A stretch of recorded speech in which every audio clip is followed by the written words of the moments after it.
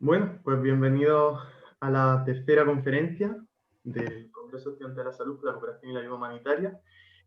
Hoy os traemos una conferencia que hemos llamado el COVID-19 y sus efectos sociales. Y os traemos a tres ponentes maravillosas. Primero vamos a contar con Belén López, enfermera supervisora de infecciosas en el Hospital Universitario Virgen de las Nieves. Luego nos hablará Eva Gutiérrez, voluntaria de la ONG Rowing Together y médica de familia de aquí de Granada. Y finalmente, Elisa Cabrerizo, voluntaria de la Asociación Primero Vivienda de Granada. Os dejo con ella y simplemente avisaros de que al final tendremos un turno de preguntas, ya que son tres ponentes. Si queréis preguntarle algo a alguna, acordaos y al final lo podéis hacer. Disfrutad mucho. Hola, yo soy Belén López, soy enfermera supervisora de la Unidad de Enfermedades Infecciosas del Hospital Virgen de las Nieves, y tanto en la primera ola como en la segunda ola, aunque para nosotros nunca hemos dejado de tener pacientes, he sido responsable de unas 45 camas de enfermos COVID. A mí me gustaría, con esta charla, más que daros datos, cifras, que estamos hartos de verlos en la tele, explicaros un poco cómo las enfermeras y en general el personal sanitario hemos vivido en los hospitales la llegada de este virus, cómo nos hemos enfrentado, qué cosas hemos trabajado para solucionar los problemas que nos hemos encontrado, y un poco también transmitiros cómo se han sentido los pacientes y sus familias. ¿Sí? Nosotros, os cuento un poco de historia de cómo empezamos. Nosotros empezamos a oír del virus, como todo el mundo, a principios de enero, y al ser una unidad de enfermedades infecciosas, pues desde el principio estuvimos muy atentas a los protocolos que publicaba el Ministerio de Sanidad, que como se había publicado mucho y han ido cambiando.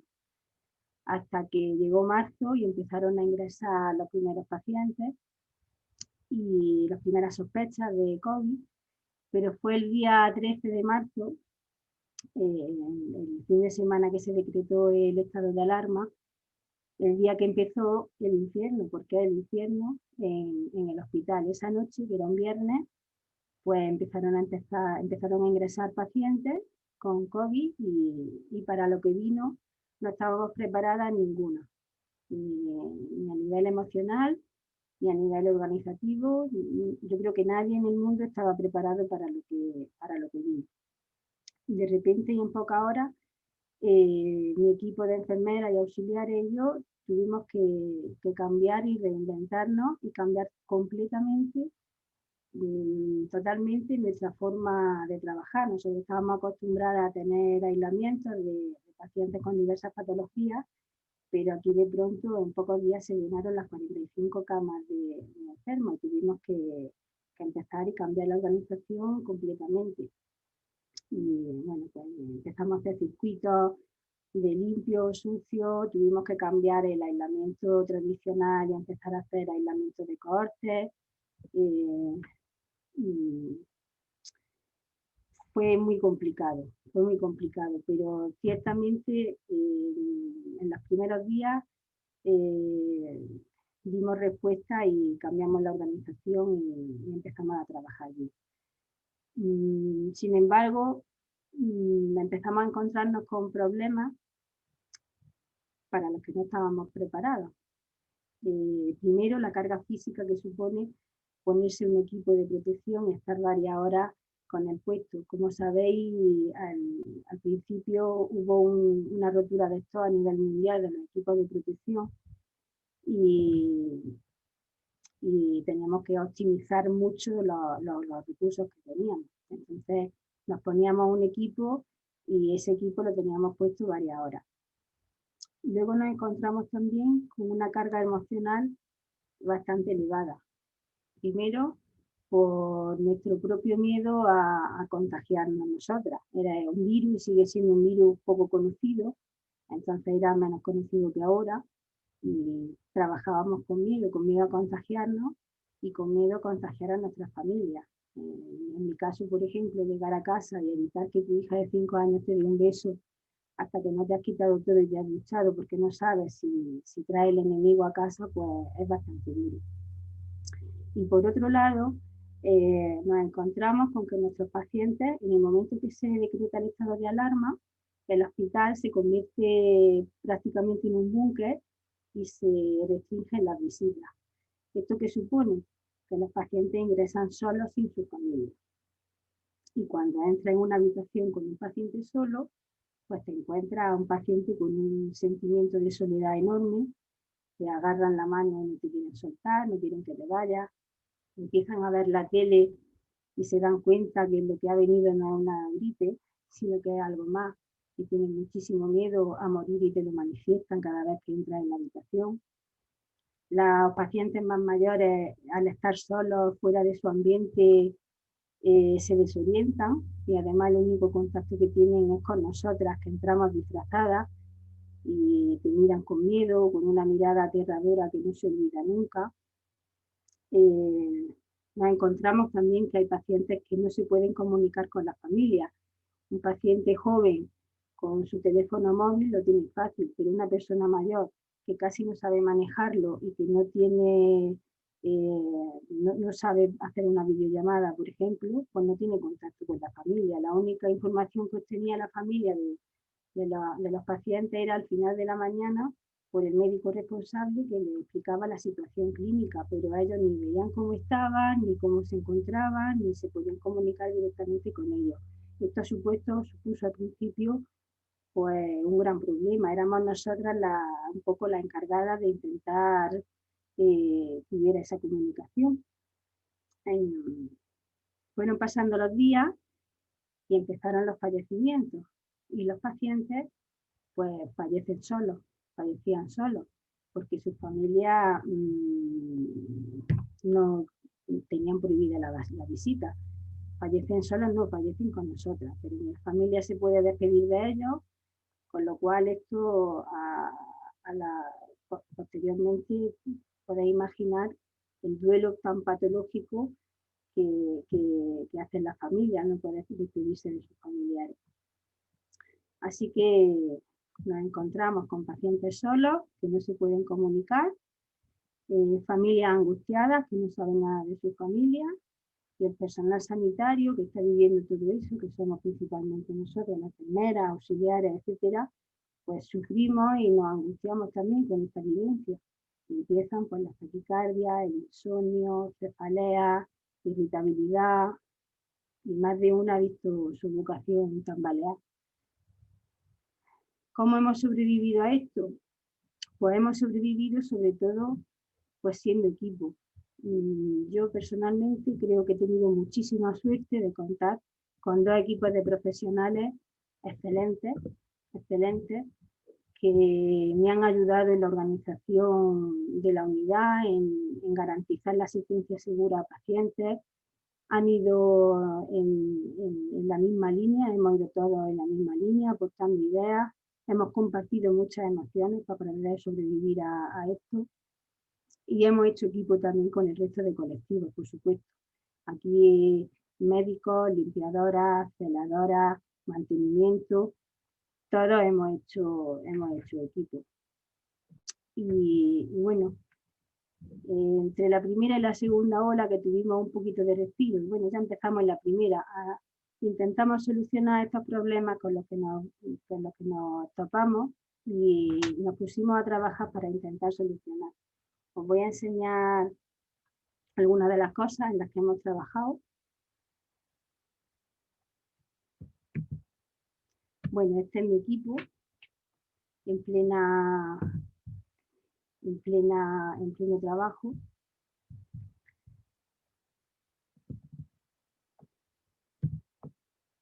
Como veis, los equipos de protección, pues las gafas dejan marcas, sobre todo si las tienes, normalmente se tienen entre 3 horas, 4 horas. ¿Sí? Creo que no se ve la foto, creo que no. Mira por si la has dado a compartir pantalla abajo, ¿no? Sí, igual no se ha compartido, creo que. Vamos a ver. Sí, ahora. Vale, ahora sí. Sí. Bueno, para que hagáis una idea de lo que se vive dentro de un hospital, pues esto es parte de mi equipo pues repartiendo, aquí están repartiendo comida, poniéndose el equipo, preparándose para trabajar. Parece que no, pero esas batas dan mucho calor. Y las gafas dejan heridas en la cara, las mascarillas también dejan heridas en la cara. Y bueno, estoy muy orgullosa de ellos porque lo están dando todo, lo han dado todo y lo siguen dando todo. Una de las cosas que hemos hecho es una guía de buenas prácticas en la que hemos participado varias enfermeras del hospital. En esta guía, que puede consultar cualquier profesional que se incorpore al hospital, están descritos todos los circuitos de todo el hospital, tanto del bloque quirúrgico como de hospitalización, cómo están las urgencias organizadas de trauma, del maternal, del hospital general, cuál es el circuito limpio, sucio, todos los protocolos que hemos hecho, que de alguna hora os voy a hablar. Está todo registrado, es una guía de consulta para que cualquier profesional que se incorpore al hospital se vaya al área que le interesa y pueda consultar todos los protocolos que se han ido elaborando desde el mes de marzo. Hemos contado también con el apoyo de una unidad de accesos vasculares, que especialmente yo estoy muy contenta con ellos, han colaborado muchísimo con nosotros. El Hospital Virgen de las Nieves tiene una unidad de accesos vasculares y está formada por enfermeros. Hay 3 enfermeros que se encargan de los pacientes que tienen accesos venosos difíciles, pues canalizan vías centrales de inserción periférica, líneas medias, y la verdad que las personas mayores con los accesos vasculares difíciles pues nos han solucionado bastante. Y me apetecía nombrarlos porque creo que se lo merecen, que también están trabajando mucho, sobre todo en los últimos meses. En el problema de la comunicación con las familias nos pusimos también a trabajar enseguida, porque es un problema que nos estaba afectando a nosotras como enfermeras cuando lo atendíamos. Entonces, el Colegio de Médicos donó 4 tabletas con datos, y con esas tabletas establecimos un protocolo de comunicación y hemos estado haciendo videollamadas entre las familias y los pacientes que no tienen ni los recursos ni saben cómo hacerlo. La verdad que ha sido una de las cosas más satisfactorias que hemos hecho, y ha sido muy importante para las familias poder ver a su familia, cómo están, en qué habitación están, quién es el personal que los atiende, qué están comiendo, porque a veces durante la videollamada entran con la bandeja y ven que eso ha tranquilizado muchísimo, sobre todo a las familias que tenían una gran incertidumbre fuera del hospital sin poder verlo ni poder entrar. Bueno, esta es una compañera haciendo una videollamada a un paciente.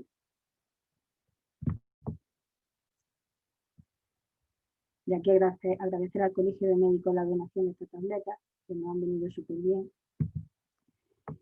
Con el tema de los pacientes que estaban muriendo sin su familia, pues también nos pusimos a trabajar y elaboramos un procedimiento, y el hospital empezó a facilitar desde la fecha del 3 de abril, que casi prácticamente el inicio, porque vimos que eso era terrible, y se facilitó el acceso a 2 familiares para que se pudieran despedir al final de la vida. Entonces, cuando el paciente ya antes de sedarlo o antes de que muriera, se facilita a 2 familiares que entren, se les proporciona el equipo de protección, les supervisamos que se lo pongan bien y sobre todo que se lo quiten bien, entran, se despiden. Y creo que entre esto y lo de las videollamadas hemos conseguido que los duelos no sean tan patológicos después. Poder ver a tu familia y despedirte, creo que este ha sido uno de los protocolos más importantes que hemos hecho. Y bueno, termino con esta foto. Esta soy yo hace poco. Esta es una videollamada con una señora que su hija no podían venir a verla, ni ella no sabía utilizar un teléfono móvil, y falleció a los pocos días. Pero previo al fallecimiento pudimos hacer 2 videollamadas con su hija, y el día que falleció, pues su hija pudieron venir y despedirse de ella.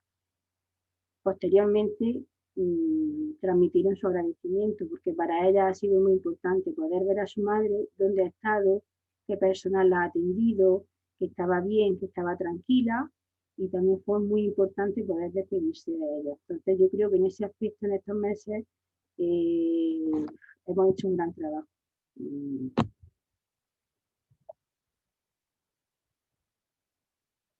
Y bueno, termino.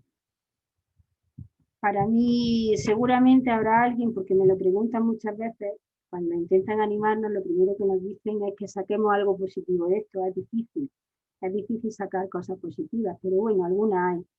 Para mí, como supervisora o como la que ha ayudado a organizar a las dos unidades, lo más positivo ha sido el ser testigo de cómo han trabajado y cómo están trabajando todo el personal sanitario. Ya no nombro solo las enfermeras, sino todo el mundo que está dentro del engranaje tan complicado que es un hospital. Ser testigo de cómo están trabajando ahí dentro es espectacular. Y hay una palabra que ahora está mucho de moda, y no me gusta utilizar las palabras que están de moda, pero la voy a utilizar. Hay una palabra que define muy bien a las enfermeras, que es la resiliencia. Y creo que es la palabra que las define ahora mismo de manera más perfecta. Yo las he visto llorar, las he visto venirse abajo, las he oído decir, lo dejo, me voy y no vuelvo más, y se han vuelto a levantar al día siguiente y han venido al hospital a seguir trabajando y a seguir atendiendo a los pacientes con profesionalidad, con mayúsculas. Y me impresiona que además en esta segunda parte de la ola hemos visto una sociedad un poquito más egoísta y más individualista, y mis compañeras, lejos de decepcionarse, que creo que es lo más lógico, estar decepcionadas, siguen haciendo su labor con una entrega y un compromiso espectacular. Y bueno, creo que esto nos va a marcar a todos para siempre. Todos los que hemos vivido esto no vamos a hacer lo mismo, ni nosotros los profesionales, ni los pacientes que han pasado por el hospital, ni las familias de estos pacientes. Ha sido y está siendo una experiencia que nos va a marcar a todos muchísimo. Y ya está. Gracias por escuchar nuestra experiencia en el hospital, y espero que os haya gustado. Muchísimas gracias, Belén, por tu intervención, por tu trabajo y, por supuesto, también al resto de enfermeras de todo el mundo y de vuestro hospital por este trabajo. Seguro que luego habrá muchas más preguntas, sí. Pero bueno, por ahora nos vemos luego y introducimos ahora a Eva Gutiérrez. Muchas gracias. Vale. Muchas gracias, Andrés. Bueno, yo soy médico de familia, trabajo aquí en Granada. Me pilló también la pandemia pues montada en una ambulancia al principio. A la segunda guardia ya me quitaron de en medio porque caí contagiada de COVID, gracias a Dios asintomática. Pero bueno, no pude vivir a lo mejor la pandemia, las primeras veces de pandemia como el resto de compañeros. Me tuve que recluir en casa y bueno, y trabajar desde allí. No por eso paramos de hacer cosas, porque si por algo nos metimos a trabajar fue porque llevamos, desde 2016 llevamos una ONG que es Rowing Together, que ahora os haré una presentación sobre ella, que trabajamos con refugiados en los campos de refugiados de Grecia.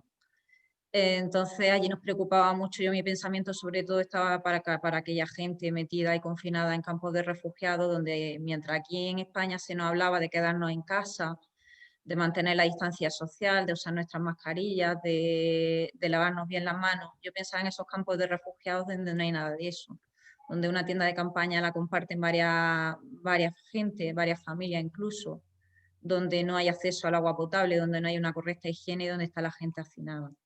Bueno, yo voy a hacer una presentación, ¿vale? A ver si podemos.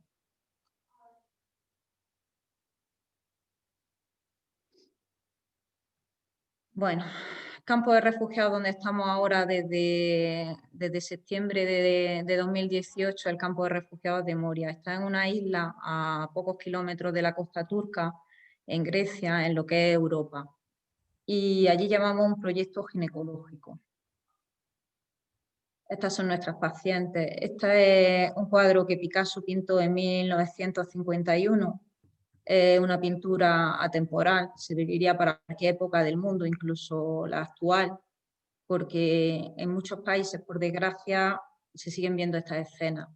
Que las personas más vulnerables, nuestras mujeres, nuestros niños, están siendo amenazados y dentro de esa amenaza, pues por su instinto de supervivencia, son capaces de montarse pues, en embarcaciones, de cruzar miles de kilómetros por desiertos, por sitios peligrosos, llegar a una costa, esperar en una playa y coger un barco para llegar a nuestra Europa, que es donde se supone van a estar totalmente a salvo ya de todas esas penalidades que han pasado. Vemos esta pintura, ya digo, estas son las masacres en Corea, pero ya digo que podría servir también para ahora, para ciudades de Siria, para ciudades de Afganistán, ciudades de Irak, en Somalia, en Yemen, en República del Congo, en Camerún, en tantos y tantos países que ahora mismo sufren conflictos y que obligan a todas estas mujeres a huir de sus países. Esta copia la encontré en el campo de refugiados de Lesbos, en una sala de pintura que utilizan los refugiados pues, para ocupar su tiempo. Y uno de ellos pintó esa copia de Picasso, Masacre en Corea. También tenían este mural, que es un poco pues, el periplo que hacen desde que salen de sus países hasta cruzar hasta Europa y llegar a los campos de refugiados. Bueno, Rowing Together nos especializamos sobre todo en la atención a mujeres refugiadas, porque vimos la deficiencia que hay en los seguimientos de embarazo y sobre todo en los seguimientos de mujeres que han sido víctimas de violencia sexual. Nos encontramos que en todo este periplo que tienen, desde que cruzan de sus lugares de orígenes, sufren violaciones, tanto en los sitios de origen como durante el trayecto, como incluso en la costa turca, mientras están esperando a montarse en las embarcaciones, muchas veces la moneda de cambio para montarse en una de esas barcas, como también en los campos de refugiados. Bueno, fotos más de sus travesías, hay un montón. Los chalecos que han utilizado, este es el cementerio de chalecos salvavidas que hay allí en la isla de Lesbos. Que ya veis, pues, lo que usan de salvavidas, lo que usamos con nuestros niños en la playa. Y esto es Moria. Bueno, esto era Moria, ¿vale? Antes de la pandemia. Pues fijaros la cantidad de gente hacinada por todas partes, la concentración ahí en un campo que estaba ideado para unas 3.000 personas. Este año, en 2020, había pues casi 13.000 personas, entre 13 y 15.000 personas metidas ahí, hacinadas.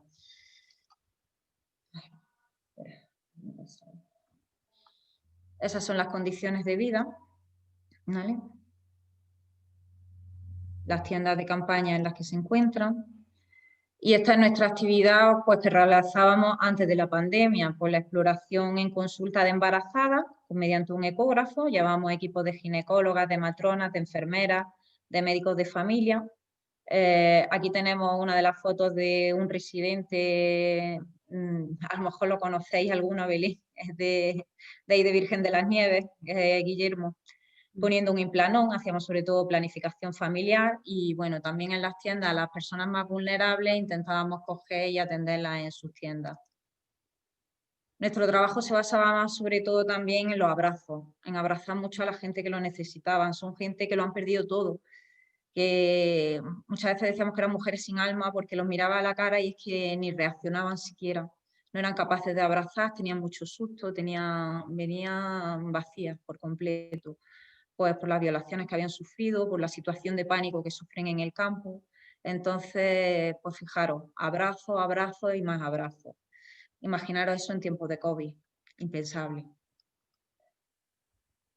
Llegó enero de 2020, allí en la ciudad de Wuhan, tan bonita, y una amenaza que afectó al mundo entero. En enero todavía no sabíamos lo que se nos venía encima, aunque no lo podíamos imaginar, pero bueno, era cosa de allí de China. Nos avisaron, pero ya está. No pensamos que iba a ser para tanto. Ay. Mientras en febrero en Italia ya se veían todos los problemas que estaba habiendo del coronavirus, en Lesbos teníamos otros problemas. En Lesbos teníamos pues que por los hacinamientos que había en el campo, pues los refugiados protestaron, entonces hubo varias revueltas.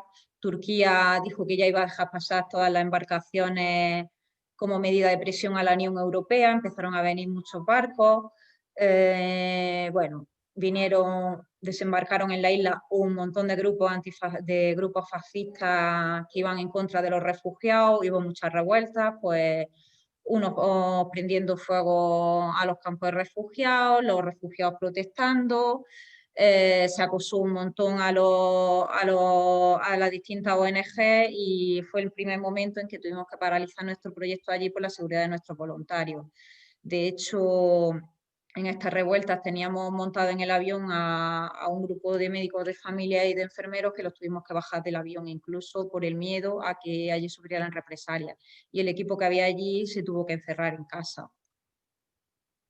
Bueno, ya no solo era violencia por parte de la policía, sino, ya digo, por los grupos de fascistas que vinieron a la isla en contra de los refugiados. Se quemaron varios centros de ONG, los coches de las distintas ONG también, y la seguridad era inviable. Sí, estábamos luchando contra el coronavirus ya aquí en Europa, pero allí no estábamos pensando en coronavirus, allí estábamos pensando en otras prioridades, ¿vale? Pues eso, salimos en prensa, pues eso, que la violencia de Lesbos peligró el viaje de nuestras ginecólogas, de hecho es que no pudieron viajar en esa época, en febrero. Se empezaron a hacer, pues bueno, ya veis la fecha, 6 de marzo, 7 de marzo, 8 de marzo, concentraciones en toda España en contra de toda esta violencia, escalada de violencia que había en la isla a favor de los refugiados, y quizás no era el mejor momento para concentrarse, pero claro, como ya digo, nadie quisimos ver lo que se nos venía encima. Y se hicieron muchísimas concentraciones justo, pues como decía Belén, una semana antes de que estallara todo en los hospitales. Conseguimos, después de estas revueltas, que fuera un equipo más, ¿vale? Ese es Francisco Vico, el que está ahí en medio con sus residentes, que hizo el viaje y no, para 4 días solamente, que fue lo que pudo estar después de estas revueltas, pero bueno, por lo menos se pudieron atender a varias mujeres, además que como médico de familia tenía bastante experiencia en atención a la mujer embarazada y se hizo bastante. Pero en marzo de 2020 pues ya estalló todo, ¿vale? Aquí en España ya nos confinaron, empezamos a aprender a diferenciar los síntomas. Esta tabla la he puesto aquí porque fijaros qué básico lo que sabíamos en marzo. A eso nos dedicábamos, a ver, bueno, a ver cómo es la diferencia entre el COVID, la gripe y el resfriado. Venga, a ver, ¿qué sabemos de esto? Bueno, no sabíamos nada, absolutamente nada, o sea, íbamos a ciegas, por completo. Saltar. Y nuestro equipo tierra de Rowing Together, pues entonces, que somos varios voluntarios, todos unos médicos, otros bomberos, otros rescatadores, otros filólogos, ¿vale? Nuestra experta Ana, aquí de la que está la primera foto a la izquierda, es nuestra experta en redes sociales, la que lleva esto y está metida aquí también hoy en la reunión, ¿vale? Pues todos por nuestra parte dijimos, bueno, pues aquí hay que arrimar ahora, hay que seguir remando, pero dentro de casa, o sea, en España, no tenemos más remedio. Y salió nuestro eslogan de todos somos refugiados. ¿Por qué? Porque ahora todos nos teníamos que refugiar en el calor de nuestras casas, que gracias a Dios teníamos casa. Bueno, ahora ya veremos el resto de la ponencia de la compañera nos pondrá que no todo. ¿Vale? Pues Ana se dedicó a hacer mascarillas, yo en la ambulancia, Jane pues, siguió con los rescates que trabaja en el 112, Irene médico de familia también, Carolina ginecóloga, Isabel también como médico de familia, Javi en La Rioja, bombero, pues imaginaros La Rioja en Santo Domingo de la Calzada como estaba todo en marzo, que salió en todos los medios de comunicación, cómo sacaban a la gente de casa a diario, gente personas mayores que se vivían solos, que los tenían que sacar después de 3-4 días que habían fallecido en los domicilios. Bueno, más ginecóloga, la verdad es que no reconozco, creo que está Rocío Amaro, que es ginecóloga, perdón, matrona ahí en el PTS, con la mascarilla no lo reconozco. Mary también ginecóloga, Andrea, otra ginecóloga que en esa época le tocó estar en casa porque estaba de baja maternal, está con la mascarilla, la verdad es que no sé quién es, quiero que es Raquel. Y bueno, y está aquí de la derecha abajo con gafas Isabel, que era nuestra coordinadora que en aquella época estaba en el campo de refugiados. Y tuvimos que cerrar el proyecto porque nuestro proyecto se basaba sobre todo en voluntarios que venían desde España y, como bien sabéis, las fronteras las cerraron en España, con lo cual no pudimos mandar más voluntarios, aparte que suspendieron todos los permisos de cooperación para ir a realizar trabajo allí en Grecia, pues nos necesitaban aquí. Entonces Isabel no es médico, es filóloga, ha llevado nuestra logística allí y se le ofreció volver aquí a España, pero ella decidió que no, que ella decidió que tal y como están las condiciones en España, pues ella prefería quedarse allí y bueno, coordinar algo más, ver lo que podía hacer. Entonces se nos queda allí un poco informando a medios de comunicación cómo iba el tema del COVID allí en los campos de refugiados. Y nosotros aquí desde España, pues Mariló, médico de familia, pues se dedicó a ver a sus pacientes. Aquí a la izquierda está de blanco entera, en Alemania, Friba. Ella estuvo con nosotros en 2018, es una enfermera afgana que era refugiada y que consiguió llegar hasta Alemania. Y fijaros lo que aportan los refugiados, pues una enfermera más que ganó Alemania. Y allí está trabajando ella, pues atendiendo a los pacientes. Luego tenemos a Hugo, que lo que se dedicaron fue pues, a repartir por los distintos hospitales, en la época que había desabastecimiento y de centros de salud, pues de mascarillas. Y se dedicaron a repartir muchas mascarillas y muchos equipos de protección donde no había. En junio de 2020 conseguimos reabrir nuestro proyecto, no porque consiguiéramos llegar a voluntarios desde España, sino porque teníamos a Cris, que era una ginecóloga que estaba en Australia y se vino desde Australia a trabajar con nosotros.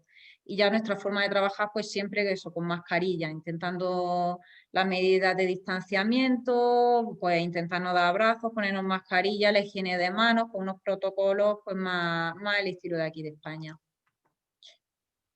Llegó el verano 2020 y entonces decidió Grecia que había que confinar los campos de refugiados, que todos los refugiados era posible que para que no se contagiase el resto de la población, pero había que tenerlos dentro de los campos. Entonces le prohibieron salir de los campos bajo una multa de 150 euros, lo cual dificultaba mucho el traslado de estas pacientes a nuestra clínica. Estaba justo fuera del campo, pero les costaba más trabajo llegar hasta nuestra clínica ginecológica.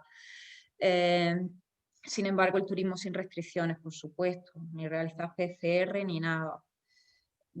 Todos los voluntarios que llevamos nosotros se reunieron en las distintas ONG y se llegó a la conclusión de que de todos los voluntarios que llegaban a la isla tenían que hacer 15 días de confinamiento en casa. Imaginaros para un proyecto como el nuestro, que se basa en voluntarios que vienen desde España, lo que supone tenerlos 2 semanas confinados en una casa. Eso es inviable porque la mayoría no tienen ese tiempo de voluntariado para trabajar con nosotros. Entonces nosotros estamos por la opción de que se hiciera una PCR en España y otra PCR a la llegada a la isla, con lo cual el gasto que supone el llegar a la isla, una PCR realizada allí en Grecia cuesta 90 euros. Es un gasto más adicional a nuestro proyecto. No había habido casos en el campo de refugiados hasta que el 2 de septiembre surge el primer caso en el campo de refugiados de Moria. Se reunieron todas las ONG y hicieron, pues ya digo, un sistema de triaje que imposibilitaba más que las refugiadas en este caso no llegaran a nosotros a la clínica. El 7 de septiembre aumentan los casos, se confirman 5 casos, un hospitalizado, se suspenden ya todas las actividades y reuniones fuera del campo, dificultando más así la tarea de todas las ONG y se realiza un confinamiento aún más estricto del campo, con lo cual no los dejan salir para absolutamente nada a los refugiados. Imaginaros 13.000 personas metidas en ese espacio, confinadas. ¿Qué es lo que ocurre? Bueno, el día 8 de septiembre, Rowing Together celebra bueno, no celebra porque dijimos que no queríamos celebrar el estar allí, que hubiésemos preferido celebrar el que ya habíamos salido de allí porque se cerraba Moria y porque desaparecía Moria porque ya todos los refugiados tenían un sitio donde reubicarlos y que se habían solucionado todos los problemas.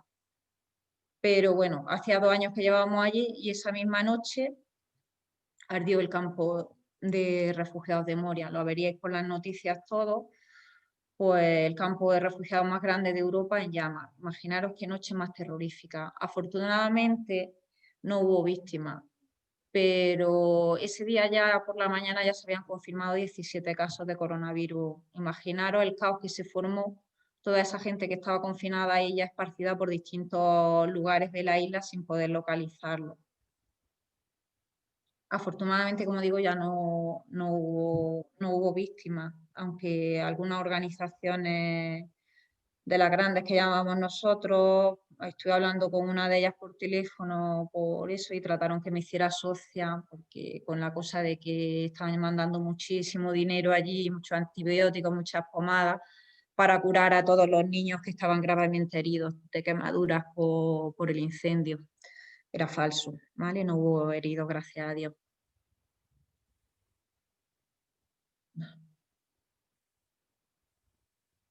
Todo el mundo recogió sus pertenencias y se despidió de Moria, ¿vale? Pues la esperanza era de que lo reubicaran a todos en Atenas o en distintos países de Europa. Ese es el estado en el que quedó el campo y esa fue la reubicación de los refugiados los siguientes días, pues los siguientes días de septiembre. Todo en la calle. Pues imaginaros el control de COVID sin agua, sin acceso a ninguna higiene. Imaginaros las mujeres, por ejemplo, para una higiene íntima. Imaginaros a esas personas, pues que, yo que sé, algo tan sencillo como que te venga la regla que no tengas donde lavarte, siquiera. Improvisamos nuestra clínica, nos habíamos quedado ya sin clínica, ¿vale? Y esto fue pasando consulta con las mascarillas y con las pantallas de protección en el parking de un supermercado que había allí cerca. Y eso fue lo que se pudo hacer en los primeros días. Durante varios días estuvieron pues, en los márgenes de la carretera, les prohibieron la entrada a la ciudad principal, ¿vale? Y montaron sus tiendas de campaña donde pudieron. Se estuvieron distribuyendo, ya veis los voluntarios de las distintas ONGs con sus monos a tipo de EPI, pero ya digo, aquí si había contagio, si había posibilidad de contagio, muy difícil de controlar, imposible. Y bueno, decidieron las autoridades pues, que había tres opciones, o mandar a toda la población a distintos países o a Atenas, que lo estaban desechando, aunque sí es verdad que se han trasladado ya miles de refugiados a otros lugares, ¿vale? Pero decidieron montar un nuevo campo de refugiados, el nuevo Moria, en Karatepe, pues veis, rodeado de mar, con otras miles de tiendas para albergar miles de personas y sin ninguna medida de seguridad. Aquí, por ejemplo, no hay duchas para ducharse. Donde han estado duchándose todos estos días es con el agua del mar. Sí, pues así estamos todos, que nos llevamos las manos a la cabeza, que donde nos han mandado, que no hay derecho a esto. No estamos hablando de Siria, no estamos hablando de Afganistán, estamos hablando de Grecia, de Europa, ¿vale? Un sitio donde se supone que tenemos más recursos para darle un poco de dignidad a todas estas personas.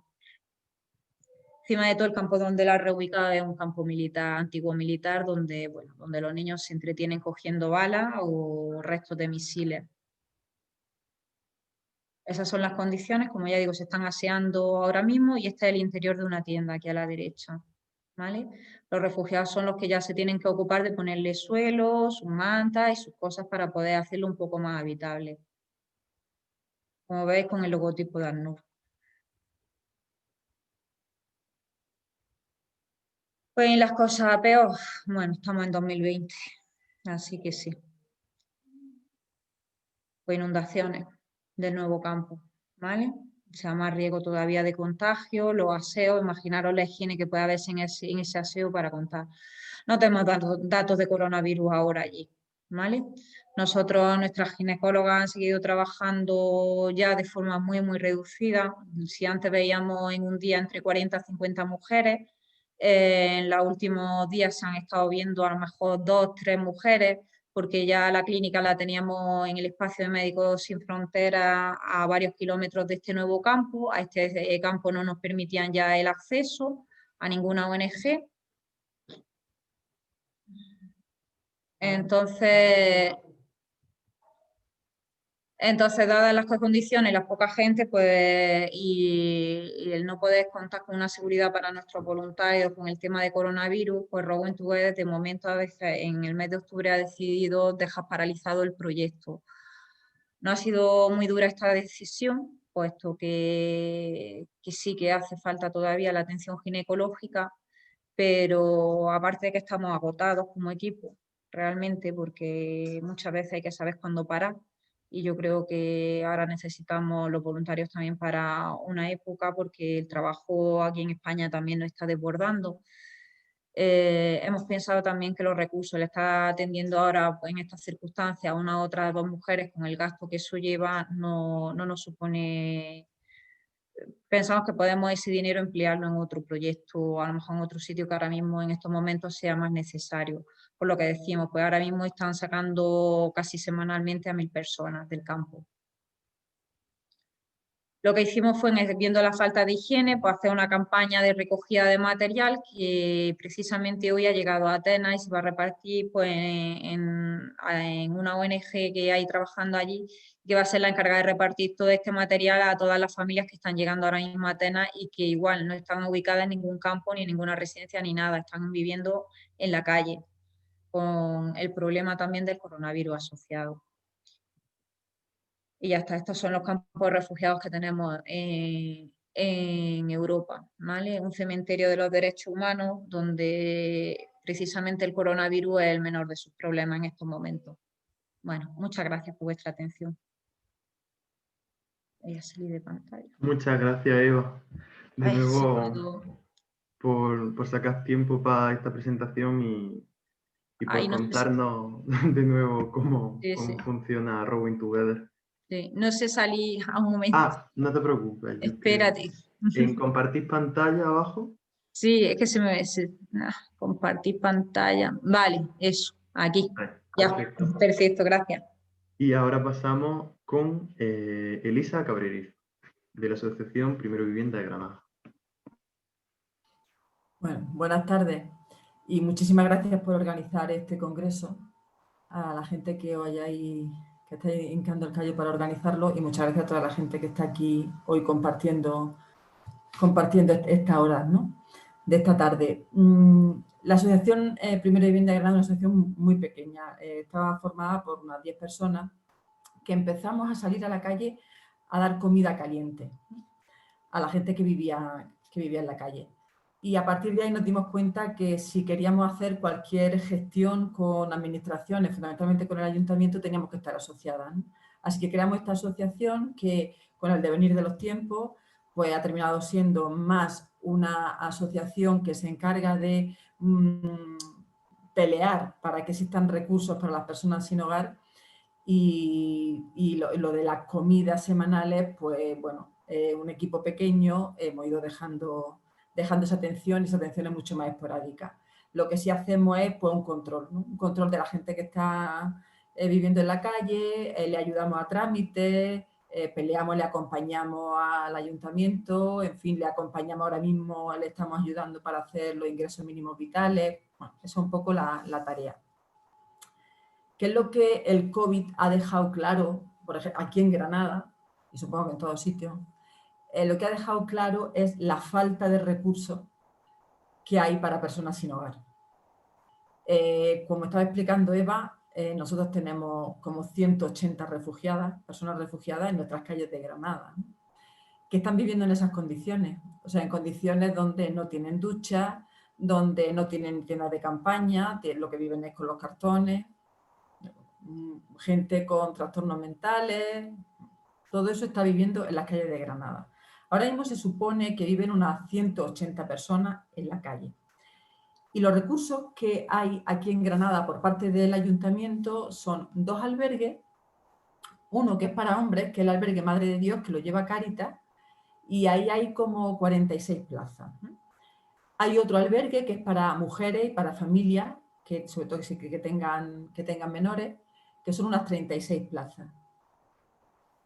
Y luego hay solamente en lo que se llama la ola de frío, que va del 22 de diciembre al 22 de marzo, hay otro espacio en la calle Arandas que se llama el Centro de Alta Tolerancia. En esa calle en ese espacio también durante el día es un centro de encuentro y acogida. Y se encargan sobre todo de trabajar talleres, de trabajar con mucha gente con drogodependencia que esté en la calle, y trabajan durante todo el día con ellos. ¿Qué se hace desde diciembre a marzo? Pues que por la noche se transforma como en un albergue. Se llama de alta tolerancia porque, a diferencia de los otros 2 albergues donde sí se les exige, tienen que cumplir un horario, tienen que estar allí, tienen que, digamos, como vivir en un internado. Bueno, pues en el centro de alta tolerancia se les permite la entrada, la salida, pero realmente solo se le da cobijo por la noche. Es decir, a las 7:30 de la mañana tienen que salir a la calle de nuevo porque hay que limpiar el espacio para todos los talleres que tienen durante el día. Esos son los recursos que hay en Granada por parte del ayuntamiento. Hay algunas ONGs como Calor y Café que tienen algunos pisos y pueden acoger a unas 19 personas. Pagan también algunas veces alguna pensión, pero en general digamos que los recursos son estos, eran estos, y entramos cuando dictan el estado de alarma, donde la contraseña era quédate en casa. Bueno, pues no hay casa. Vamos, hay casa, que es la calle, ¿no? El Ministerio de Derechos Sociales y Agenda 2030 sí puso en marcha unas recomendaciones, ¿no? Donde decían qué es lo que había que hacer con las personas sin hogar en estado de alarma. Fundamentalmente era eso, es decir, buscar lugares de cobijo y lugares de vivienda. ¿Qué se hizo aquí en Granada? Pues aquí en Granada se abrió primero, si os acordáis, el pabellón Paquillo Fernández. Aquello atendía a unas 70 personas, como mucho. Yo creo que no se sabía muy bien cuánta gente había en la calle, pero cuando se vio que la gente que vive en la calle iba yendo allí, aquello se quedó pequeño. Así que se pasó al Palacio de Deportes. Y allá han estado viviendo durante todo el estado de alarma hasta el 31 de mayo, pues unas 135, bueno, a veces no han dado otra cifra de 138, pero más o menos ese número de personas. Esto aparte de la gente que vivía y vive en Madre de Dios y en Ocre. Estos son 135 personas que vivían en la calle y que se cobijaron en el Palacio de Deportes. También se quedaron muchas otras personas sin lugar en el Palacio de Deportes porque no había sitio.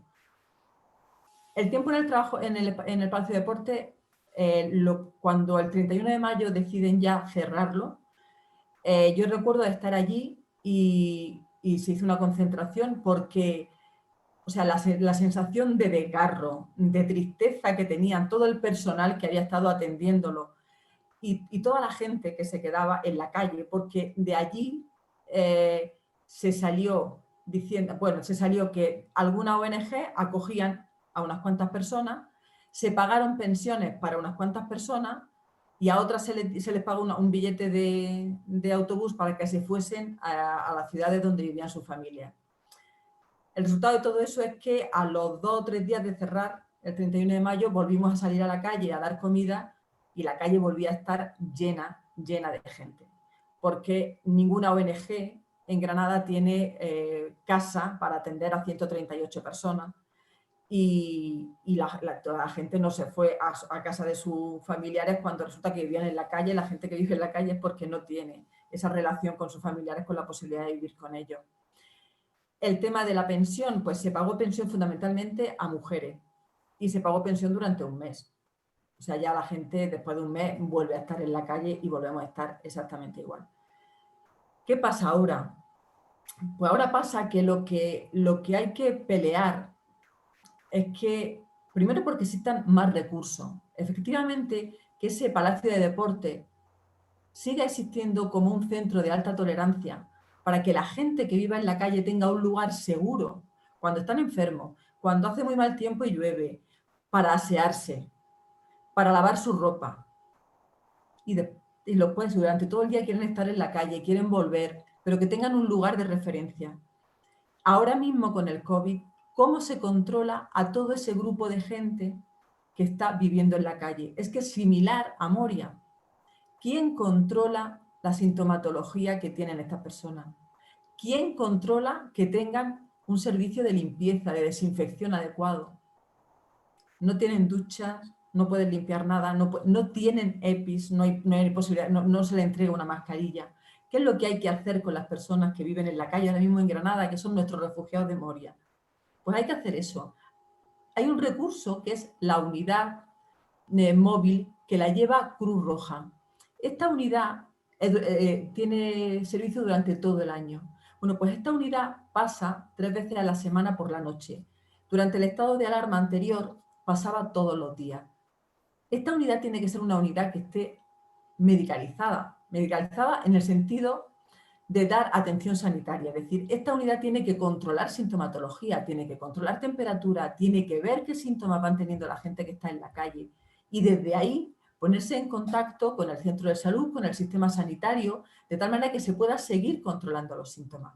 Y hay personas COVID positivo en la calle que han ido yendo a distintos recursos y claro, pues van contagiando. Esas personas también hay que controlar su ingreso, aunque sea en sintomatología leve, hay que controlar un lugar donde poder aislarlo y donde poder cuidarlo.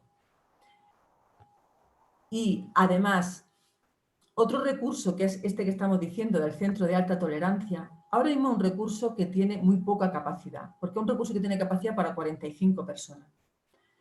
Se va a abrir ahora el 15 de noviembre, pero se abre el 15 de noviembre ¿para cuánta gente? Porque si entendemos que ahora también hay que controlar el aforo, ese espacio tan pequeño no va a poder atender a 45 personas, atenderá a muchas menos.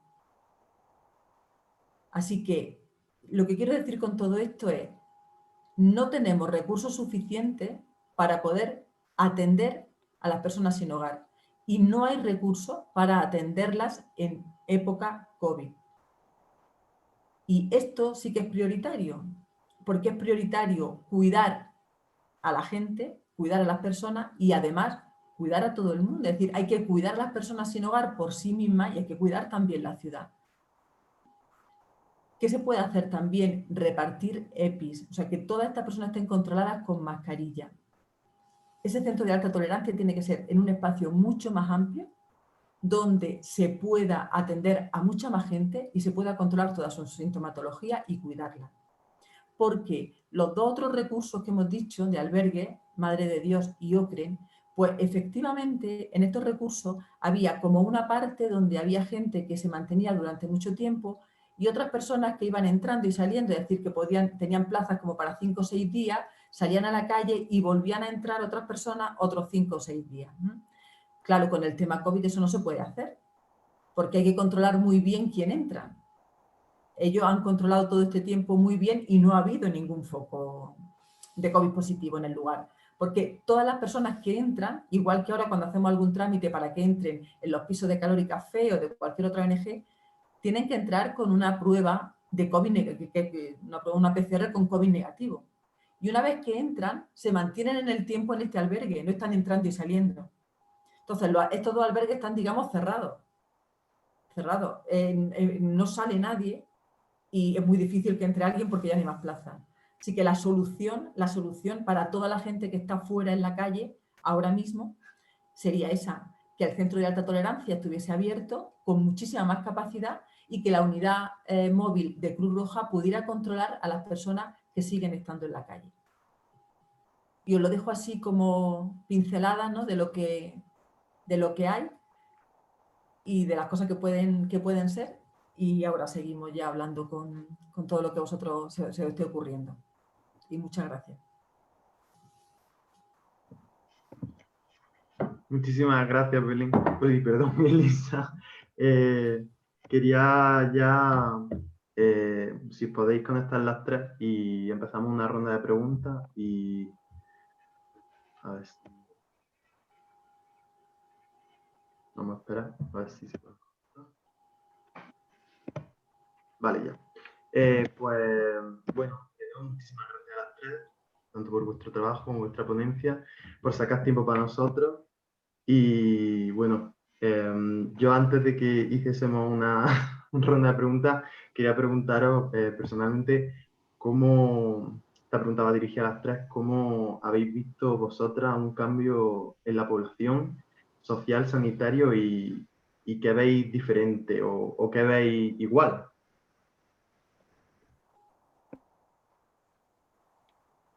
Hombre, yo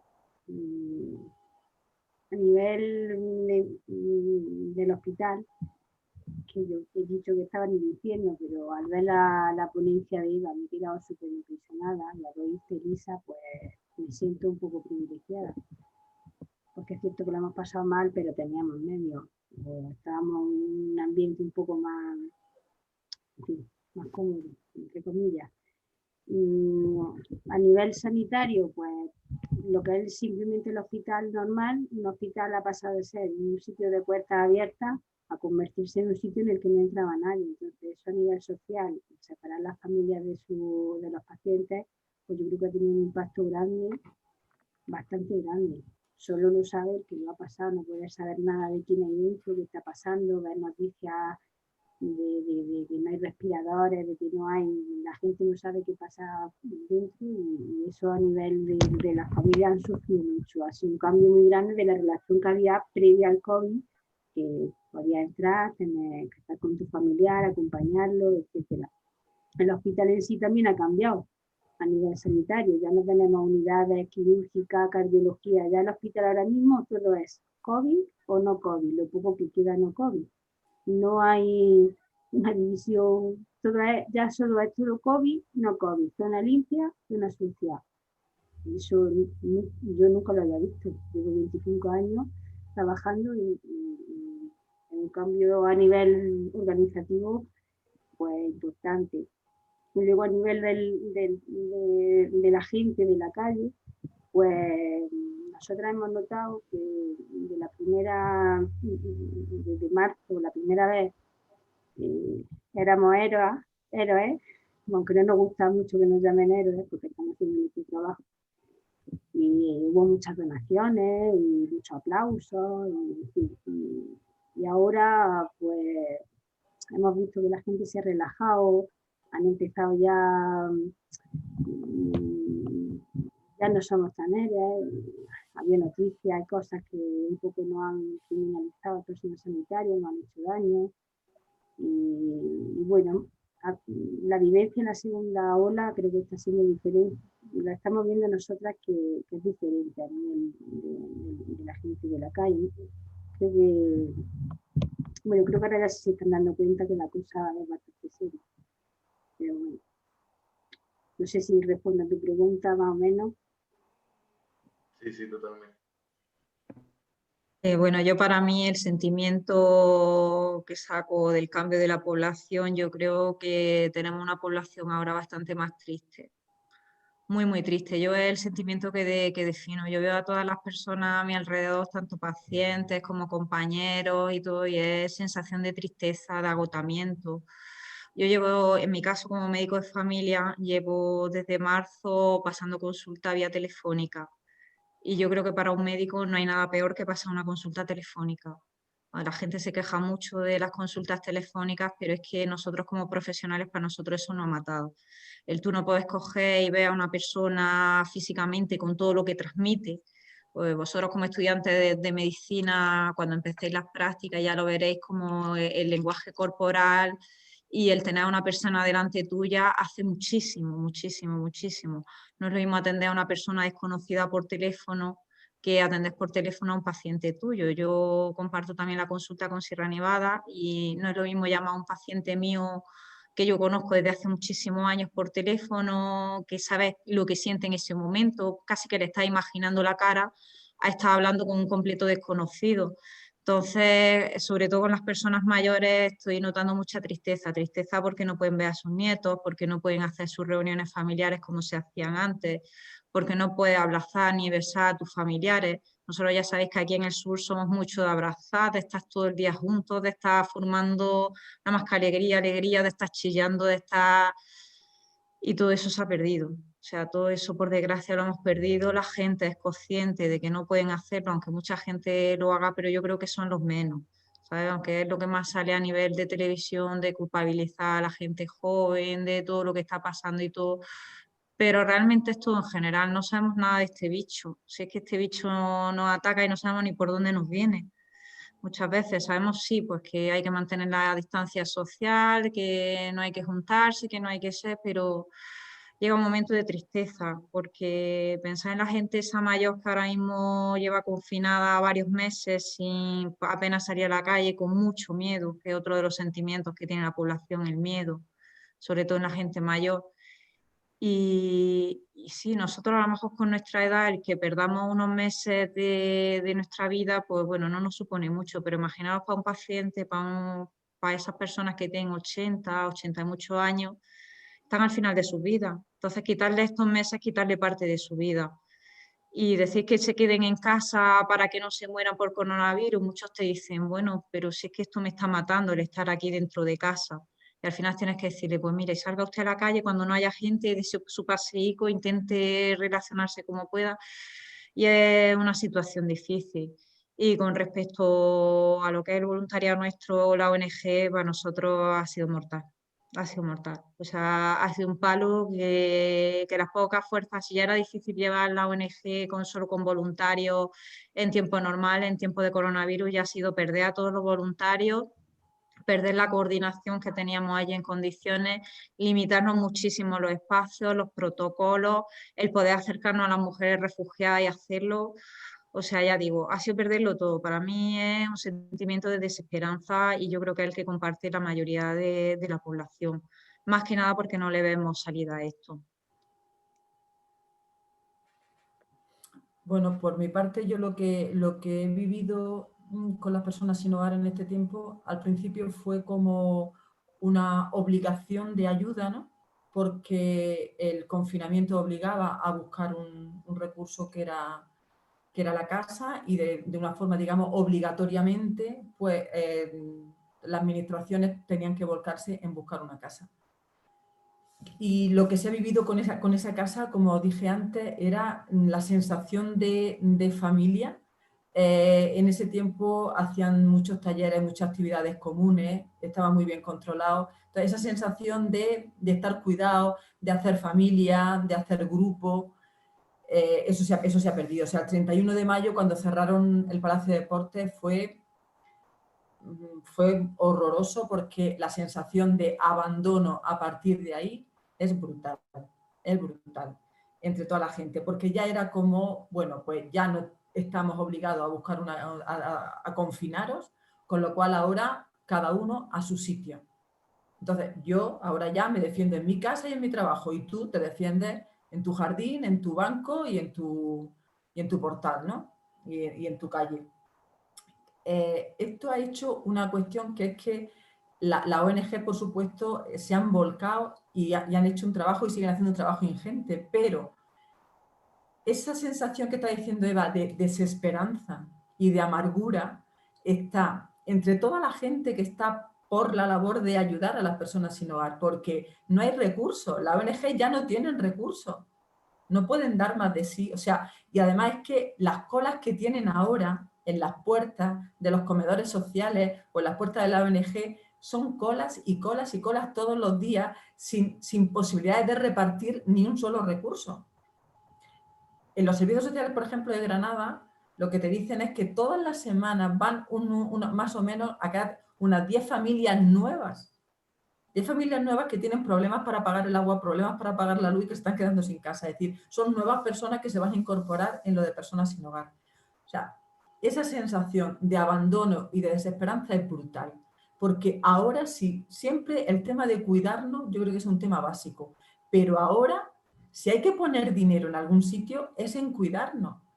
Y en cuidarnos como comunidad. Lo que ha puesto clarísimamente este bicho encima de nosotros es que o somos comunidad o nos cuidamos como grupo, y no digo grupo Granada, barrio tal, digo grupo de la tierra, o sea, o nos cuidamos o con que a alguien de nosotros le pase algo, nos puede pasar a todo el mundo. Y hay otra cosa que les pasa, las personas sin hogar lo tienen todo perdido. Generalmente son personas que están fuera del sistema y no esperan nada de nada. Entonces, cuando vamos a verlos, como claro, no nos vemos con la frecuencia que nos vemos ahora, ese tema de salir corriendo a abrazarte y tú tener que decir no, es durísimo.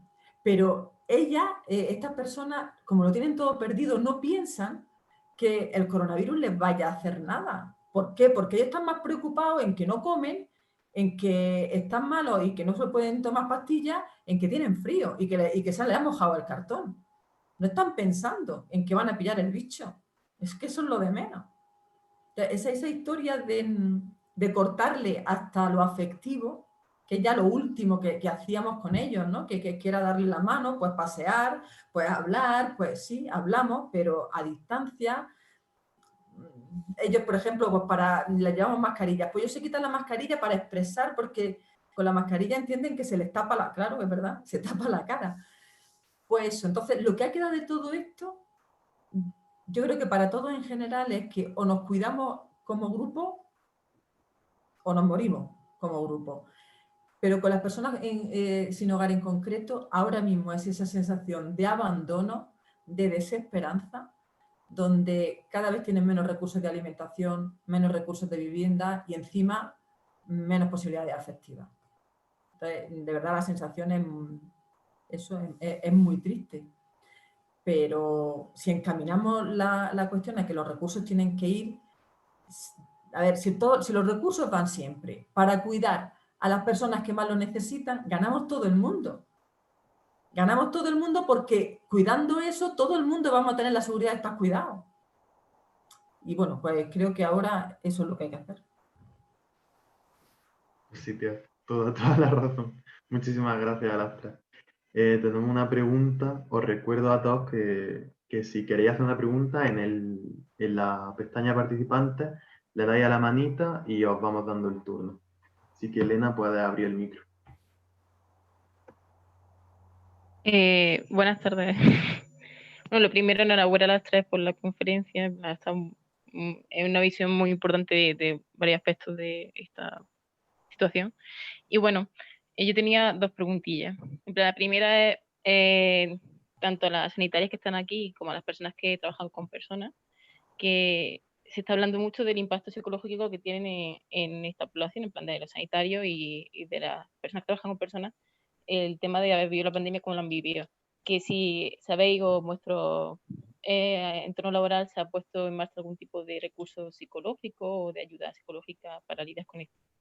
Y en segundo lugar, la segunda pregunta sería que en poblaciones tan vulnerables como hemos dicho de los refugiados, tanto en Moria como aquí la gente sin hogar, que lo que habéis dicho, que el menor de sus problemas es el coronavirus, que cómo están viviendo ellos, qué percepción tienen ellos de que ahora mismo la sociedad está tan centrada y esté tan, pues, por así decirlo, perdón por la expresión, en pánico con el tema del coronavirus, cuando ellos, en plan, ya decimos, está en una situación que tiene muchos otros problemas y más importantes.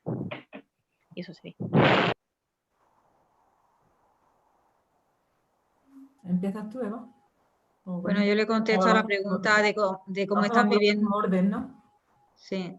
Yo en el aspecto psicológico sí sé que se está poniendo recursos para los profesionales, ¿vale? A la población no, por lo menos desde atención primaria no, pero a los profesionales sí, el Colegio Médico y Distrito Sanitario Granada, pues a nuestro alcance también los psicólogos, ¿vale? Nosotros desde nuestra ONG también a los voluntarios teníamos puesto unos psicólogos voluntarios que se podían en caso de cualquier problema o cualquier duda o cualquier sentimiento, se podían poner en contacto con ellos por videoconferencia desde aquí, desde España, los voluntarios que teníamos en la isla.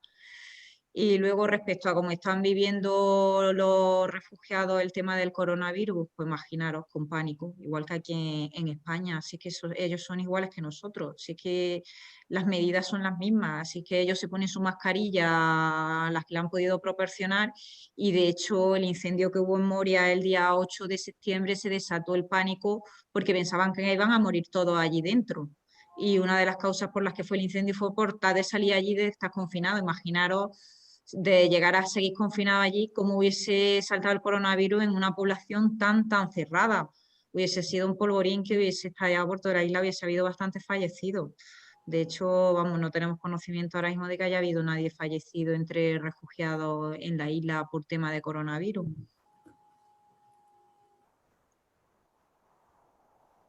¿Ellen? Nosotros en el hospital sí que desde la unidad de salud mental se da cobertura a la asistencia psicológica a pacientes y a profesionales. Y bueno, luego nosotros entre nosotras pues también hacemos los cambios de turno, hacemos mucha descarga emocional y hacemos alguna cosilla. Y ahora actualmente las enfermeras gestoras de casos también, cuando tenemos pacientes más frágiles, Se pone en contacto con las familias previo al alta, una semana antes, día antes, para ir preparándolos, ayudándoles, viendo qué necesidades tienen, etcétera, para que cuando el paciente llegue a casa ellos sepan cómo actuar, cómo sí se está dando ahora respuesta a eso. Bueno, pues nosotros, como somos voluntariados, es verdad que sí que ha habido mucho impacto psicológico entre nosotros, porque por ejemplo, cuando estábamos en el estado en el confinamiento, estar en contacto con las personas sin hogar, pero no poder ir a visitarlas, algunas veces nos acercábamos, por ejemplo, a la puerta del Palacio de Deportes y tal.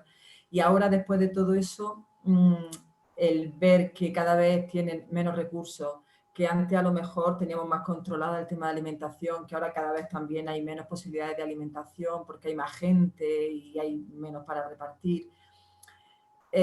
Pues sí, de hecho, entre nosotros, por ejemplo, pues hay alguien que en un momento dado nos venimos abajo y entonces como que le damos descanso, es decir, venga, pues no formes parte del chat, no compartas nada, no salgas si hay que ver a alguien, y nos vamos dando turnos y vamos descansando, pues así, pues según podamos ir saliendo emocionalmente.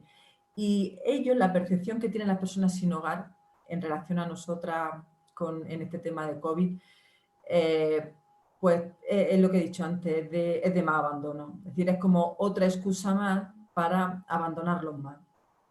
Porque ellas entienden que efectivamente tienen que tener su EPI, tienen que tener tal, pero que cada vez estamos menos tiempo con ellas, que cada vez las vemos con menos frecuencia. La sensación que tienen es que nosotras estamos con nuestro lío de encima de nuestro COVID, pero que a ellas al final están como estaban antes y peor. Entonces es más abandono lo que ellas sienten que nosotros le hacemos.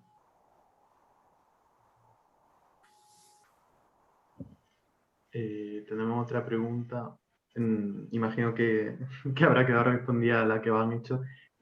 Otra Elena Ruiz, puedes levantarla, o sea, puedes abrir el micrófono. Hola, muchas gracias a las tres porque de verdad me está encantando y me está emocionando, ¿no? Y que sea online y nos sintamos de esta manera me parece muy bonito. Me gustaría preguntaros cómo os sentís vosotras y cómo habéis sentido, si estáis bien, cómo lo gestionáis vosotras personalmente. Vaya pregunta.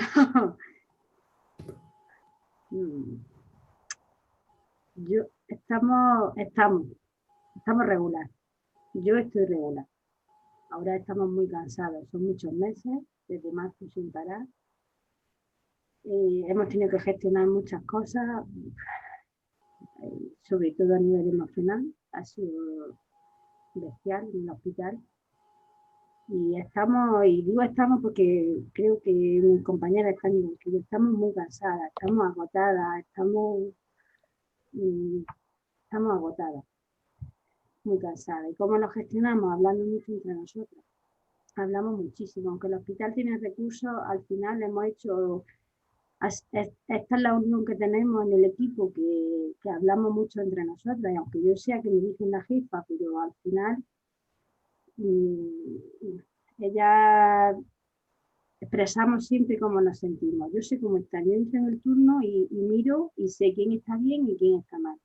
Y ellas lo saben también. Cuando me miran, si yo estoy bien o estoy mal. Y estamos regulares. Estamos muy cansados. La verdad, esa es la verdad. Estamos cansados.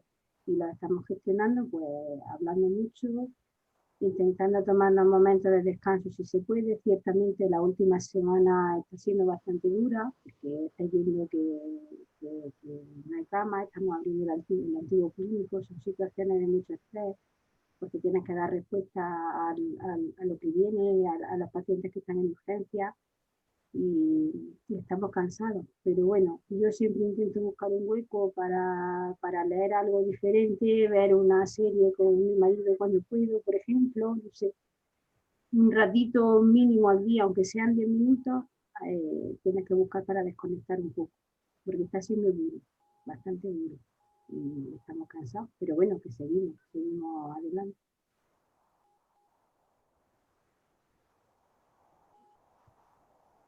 Yo en mi caso, Elena, la palabra es miedo, muchísimo miedo. Yo empecé, bueno, desde febrero ya estábamos viendo muchísimos casos de neumonía. En mi guardia íbamos a 2 personas fallecidas o 3 por guardia, sobre todo gente mayor, gente que, bueno, te decía la familia, hombre, está muy mayor, pero no estaba mal como para morirse, que los veía allí sobre la marcha, se fallecían conforme llegaba al domicilio, gente que llevaba fallecida varios días, o sea, mucho miedo. Y el miedo era el contagio. Cuando yo el día 16 de marzo me llama mi jefe para decirme que tengo que ponerme en aislamiento porque mi compañero ha dado positivo en PCR, porque estaba con fiebre, a mí me dio mucho miedo. Yo pensé que eso era como estar jugando a la ruleta rusa. ¿Por qué? Porque un negativo supone que otra vez vuelves a trabajar y otra vez te vuelves a exponer, empiezas otra vez desde el principio. Pero un positivo supone el que puedas enfermar, puedas fallecer, como fue el caso de un compañero mío de urgencia de Gran Capitán, que falleció.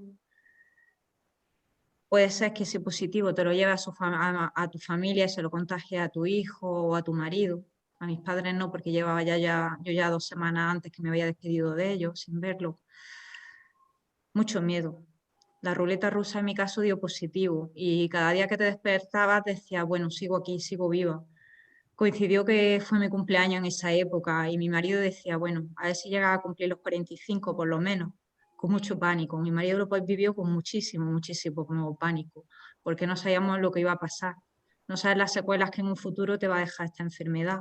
No sabes si cuando notas esa falta de aire es por la ansiedad que te genera el miedo que tienes o porque el virus está haciendo ahí algo dentro. Entonces, mucho miedo. Y luego, ya desde la ONG, en estas últimas, vamos, en los primeros meses no pasó nada, pero en estas últimas semanas, el equipo que estaba cerrando el proyecto allí, varios miembros han dado positivo también coronavirus y se pusieron enfermos.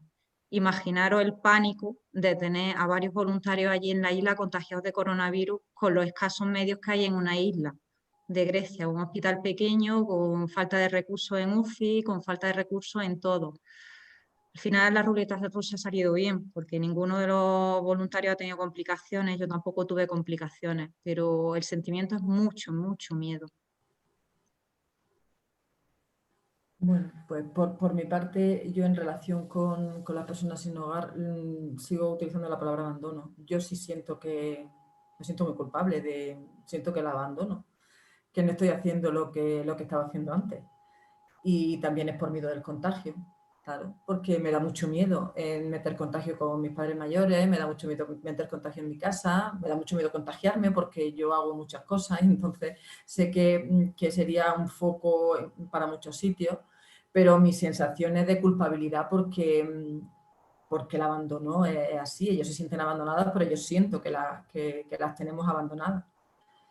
Y, a ver, porque, por ejemplo, con los trámites del ingreso mínimo vital o tal, bueno, por teléfono podemos hacer muchas cosas, es decir, hasta por teléfono, por ejemplo, estamos acompañando a personas sin hogar que le han dado una cita en la Seguridad Social, pues las vamos acompañando por teléfono y mientras están en la cita, mientras están en la entrevista y todo eso, pero eso es tan frío, ellas no lo viven, como que te agradecen, pero no lo viven, no es tan efectivo. Entonces, todo el mundo nos sentimos con esa sensación de abandono y con esa sensación de abandonar. Y en nuestro grupo, pues lo gestionamos como te he dicho antes. Es decir, lo gestionamos que cuando alguien estamos ya así y ya no podemos, pues entonces ya está, nos vamos dando descanso.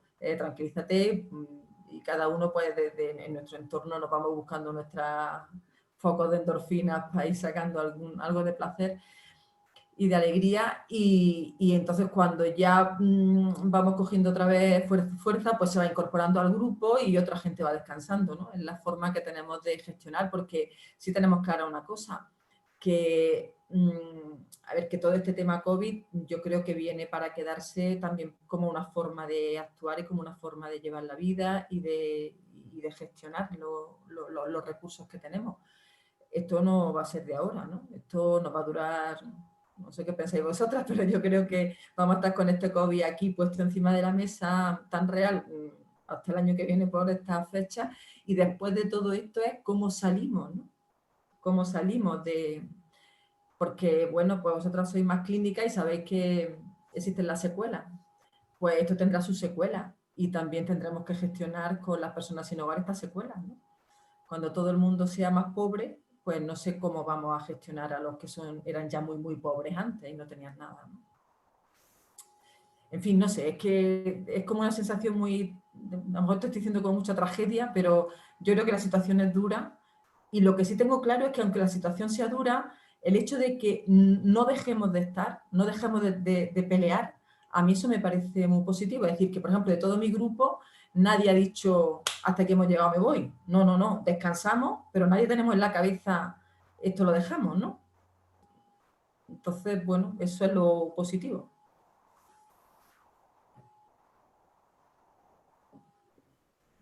No sé si habrá más preguntas. Vale, pues justo una hora. Abre el micro, Jorge. Yo por no seguir en esta línea tan... Bueno, es muy real todo lo que contáis, pero por animar también a la gente, ¿no? Preguntaros qué os hace seguir haciendo todo lo que hacéis, que es mucho, la verdad. Y creo que no soy el único que os admira por todo este trabajo.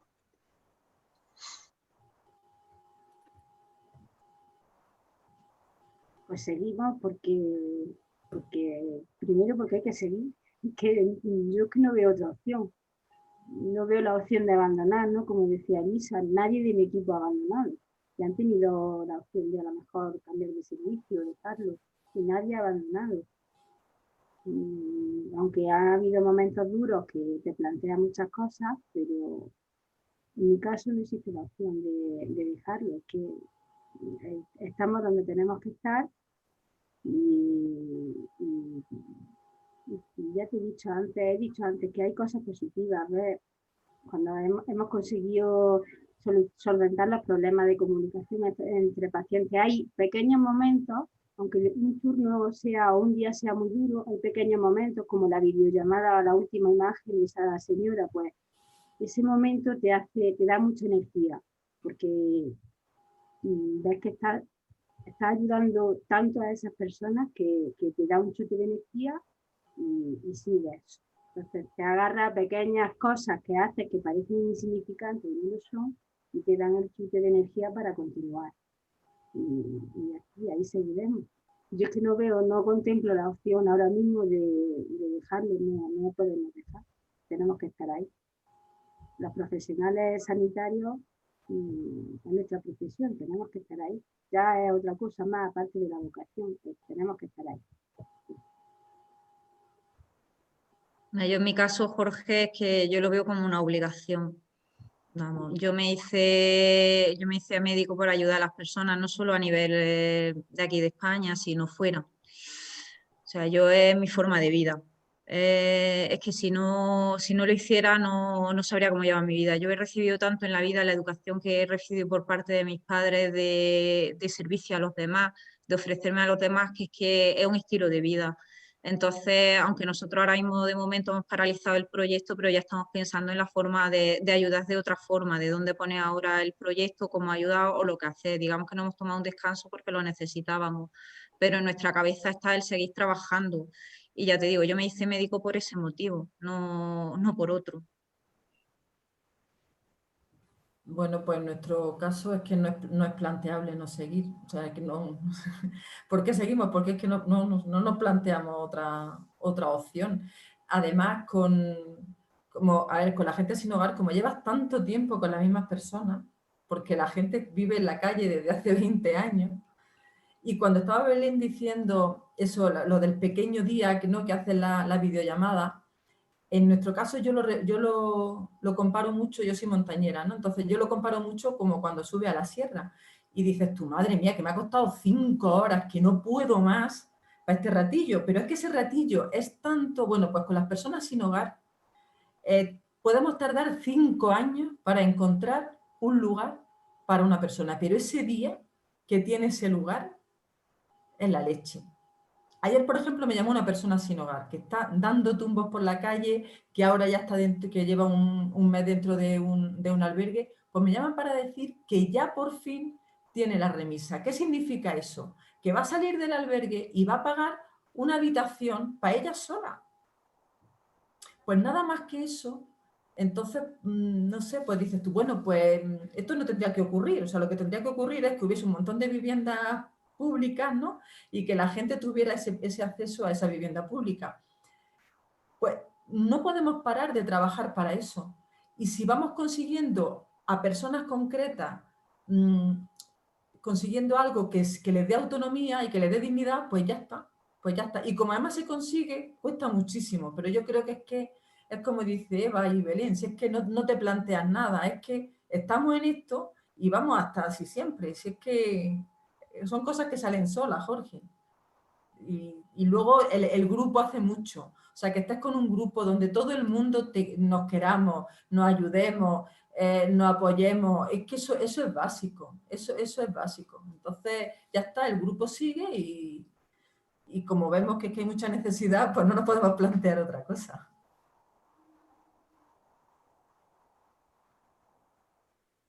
Nada, muchas gracias.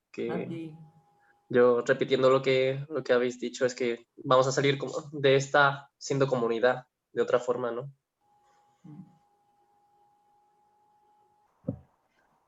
Puedes abrir el micro, Elena. Gracias. Bueno, yo también preguntaros, ya que estamos en esta línea, que si nosotros como estudiantes o como ciudadanos podemos hacer algo tanto a nivel de conciencia social como para ayudar a vuestra organización en este momento, en plan, si podríamos hacer nosotros algo.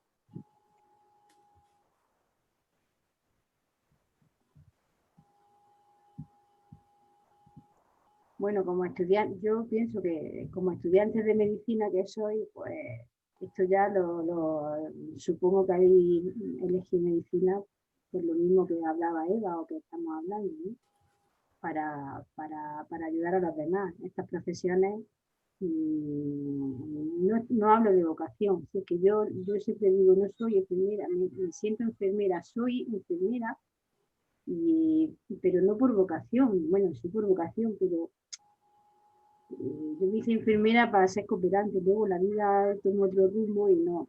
Siempre que elija estas profesiones, casi todo el mundo lo elige para ayudar. Entonces, pues vosotros ya habéis elegido ese camino y ya vais camino de ayudar en un futuro. Y ahora mismo, pues yo creo que la mayoría de la población lo está haciendo bien. Pues seguir intentando seguir haciéndolo bien, ya está, simplemente. Hoy con estar aquí escuchándonos, para mí es una prueba muy grande, sinceramente. O sea, que os doy la gracia. Hoy lo estáis haciendo fenomenal, porque sirve para visibilizar lo que hacemos y está gustando mucho. O sea, que hoy es un ejemplo de cosas que podéis hacer. Gracias. Yo digo lo mismo que Belén, que con estar ya aquí preocupándoos por formaros mediante un congreso en tema del aspecto humanitario, de ayuda humanitaria, es una señal de que, bueno, de que vais por el buen camino de terminar como nosotras.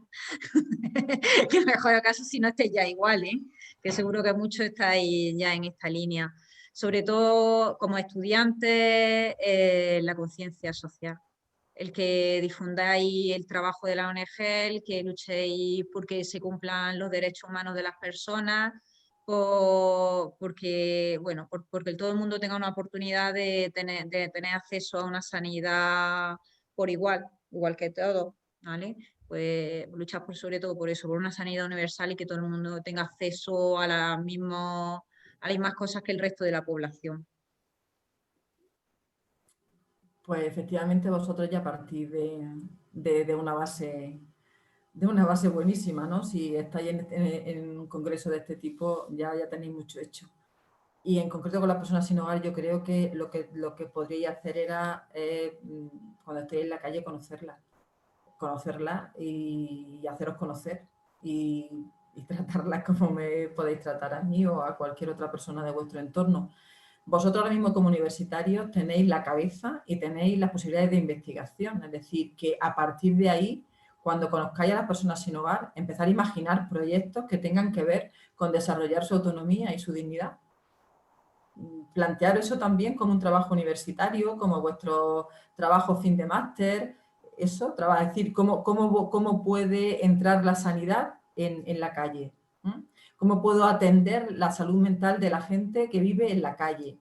Empezar a hacer proyectos de ese tipo y estar pensando siempre en lo que ha dicho Eva, derechos humanos. O sea, pensar siempre en el tema de derechos humanos como algo clave de vuestro desarrollo personal, pero también de vuestro desarrollo profesional. Y ahora empezar a meteros en proyectos que tengan que ver con personas sin hogar y que son proyectos universitarios que os van a servir para fin de grado, que van a servir para fin de máster y que lo mismo nos da idea a la gente mayor que ya estamos así como adocenados, ¿no? Ya siempre hacemos lo mismo, ¿no? Y a los gobernantes, ¿no? Bueno, mi compañera Ana Belmonte, que está también presente en este congreso, pero que no ha hablado, si quiere hablar le doy la palabra, que es nuestra voluntaria que lleva el tema de redes sociales, me recuerda que como sois todos futuros médicos, que en cuanto seáis médicos estáis todos fichados para el equipo de Rowing Together, que por desgracia seguirá necesitando voluntarios. Así que si os decidís por la especialidad de ginecología, sería estupendo, de medicina de familia.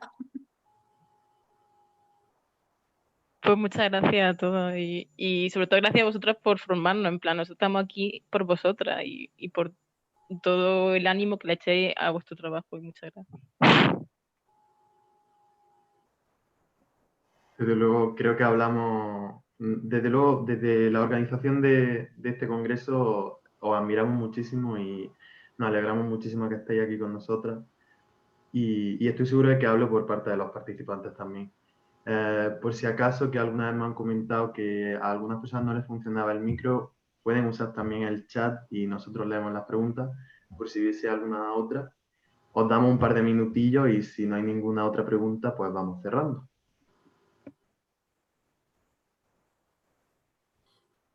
Bueno, yo quería decir una cosa mientras, que no es tan admirable, de verdad. O sea, porque bueno, yo hablo por mí, pero lo que hacemos es por pura convicción y por pura, es que es lo que nos gusta, es que es lo que nos sale. Entonces, como lo que es lo que nos sale, no hay que admirar nada. Lo que es admirable, a mí, desde mi edad de 59 años, yo sí que os admiro a vosotros, ¿no? Yo sí que admiro que haya gente universitaria que estéis ahora con vuestros exámenes y con vuestra historia y que os apetezca tener tiempo para concienciaros socialmente y tener claro cuál puede ser otra visión de la vida y otra acción vuestra. Entonces, eso sí que me parece admirable, porque yo ya he sido universitaria y sé las cosas que me interesaban en esa época universitaria, ¿no?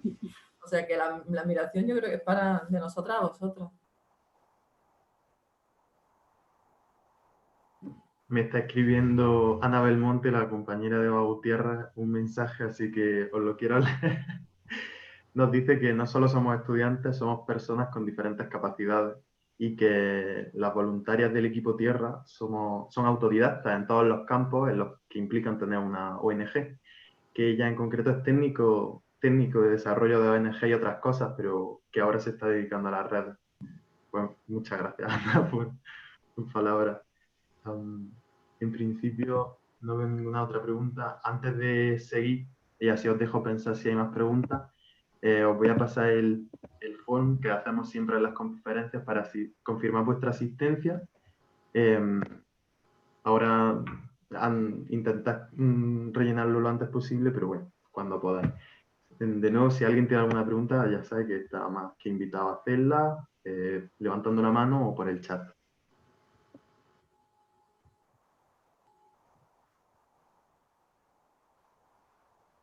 Sí, Carolina, abre el micrófono.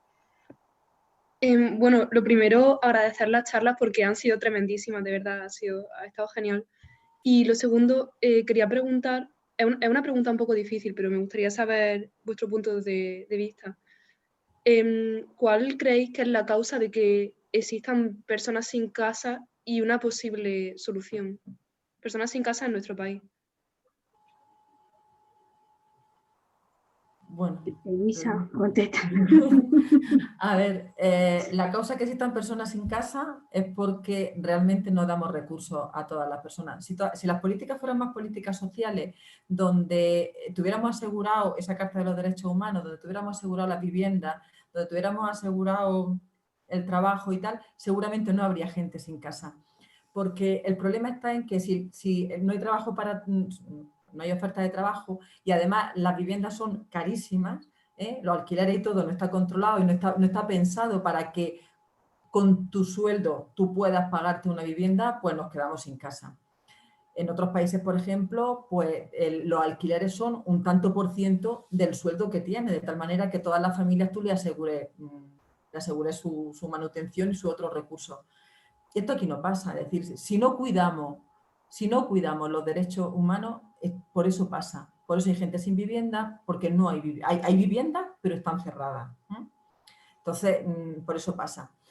Hay también mucha gente en la calle que también tiene trastornos mentales. Y entonces están abandonadas, bueno, pues terminan yéndose de su familia y tal. Así que las acciones que hay que tener ahora mismo, primero, son un parque de vivienda pública.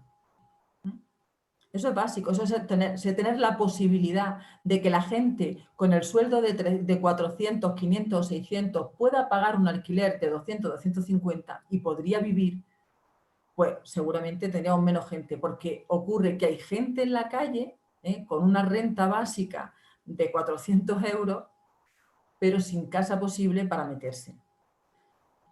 ¿Qué podríamos hacer también? Podríamos entender que las personas que tienen trastornos de salud mental y viven en la calle también tienen que ser atendidas.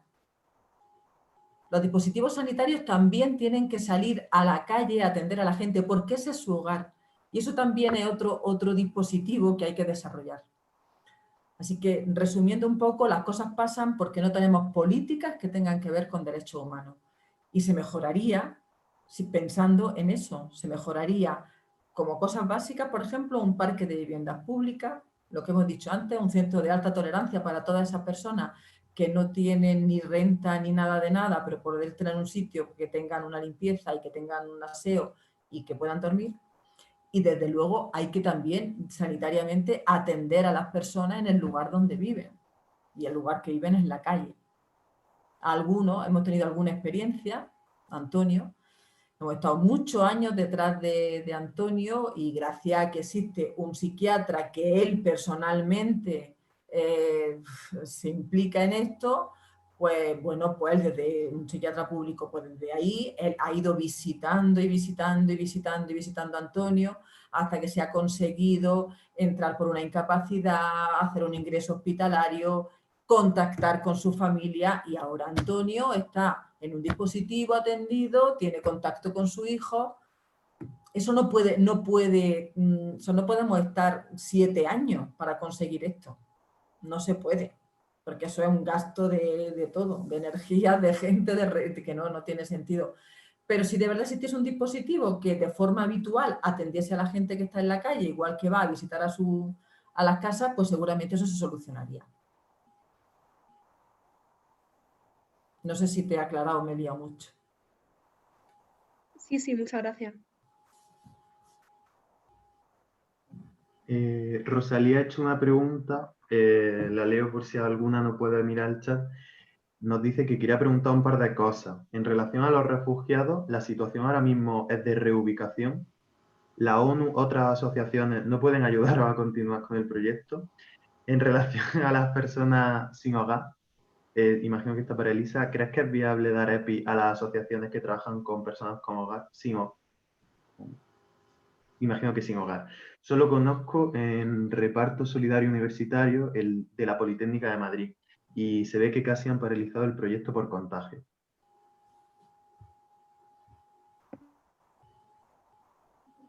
¿Empiezas tú, Eva? Bueno, sí, pues el tema de reubicación no lo saben ni ellos. Porque sí es verdad que Alemania se ha ofrecido a reubicar a mucha gente y de hecho se han trasladado muchos refugiados a Alemania a raíz del incendio que hubo en Moria. Otros países como Francia, España directamente dijo que no quería, que no reubicaba a nadie porque no tenía posibilidad de reubicar a nadie por la situación actual aquí en España. Bueno, imaginaros lo que supone 13.000 refugiados, 15.000 refugiados que había en el campo de Moria, reubicar a una familia en cada pueblo de Europa. Pues yo que sé, a lo mejor en cada pueblo toca una familia de 5 o 6 personas, no creo que eso sea mucho o menos. Pero bueno, que ese problema no se soluciona. Y lo que estaban pensando es hacer un centro similar a los de España, un centro de internamiento interno, o sea, que no puedan salir los refugiados, como una cárcel, en el interior de la isla donde no los vea nadie, ahí encerrados. Pues esos son los proyectos que ahora mismo tienen con refugiados. Respecto a coronavirus, ninguna política, nada, si no le han puesto ni ducha en el nuevo campo, ni forma de higiene. Gel hidroalcohólico, vamos, ni pensarlo. Asistencia sanitaria, pues alguna ONG está haciendo test de antígenos, pero bueno, si luego el hospital tiene las camas que tiene, vamos a ver, el hospital de Mitilene es muy pequeño, camas de UCI creo que tiene 4, o sea, inviable. Allí como empiece a extenderse el virus, que parece que ahora es cuando más está llegando allí, cuando ha decidido ya cerrar Grecia sus fronteras también y confinarlo a todos, yo creo que nos espera unos meses muy, muy difíciles allí con los refugiados. Y darle EPI no sirve de nada. O sea, un EPI, ¿qué van a hacer ellos con un EPI? Con las medidas de higiene que tienen. Si no pueden ni lavarse, siquiera. Pues con un EPI no hacen nada, ¿vale? Eso no los protege de nada. Así que lo único que nos espera es rezar. Ya está. Bueno, aquí en Granada, en relación con las personas sin hogar, nosotros sí que hemos repartido mascarillas, que les sirve sobre todo para que no les multe la policía, porque es verdad que tienen más, para ellos es más importante comer, por ejemplo, y otra cosa que es la desinfección y el aseo, ¿no? Pero nosotros sí hemos repartido mascarillas y el contagio no es con las personas sin hogar. El contagio lo llevamos nosotros y somos nosotros los que nos contagiamos en nuestras reuniones sociales. Ellos aquí en Granada no han supuesto contagio, por ejemplo, para nosotros en absoluto. De nuestra gente que haya sido positiva ha sido en otros lugares. Nosotros hemos repartido mascarillas y de vez en cuando pasamos, pues vamos viendo las que le faltan y vamos repartiendo. Y no ha habido ningún problema en eso. Y además que somos nosotros, yo creo que realmente somos nosotros los que tenemos el riesgo de llevarle también. Por eso mantenemos la distancia. Pero ellos no han sido para nosotros un riesgo hasta ahora. Muchas gracias. Hay muchas personas que ya se están teniendo que ir y la mayoría os están escribiendo que muchas gracias por vuestra ponencia. Y Rosalía ha hecho otra pregunta respecto a refugiados.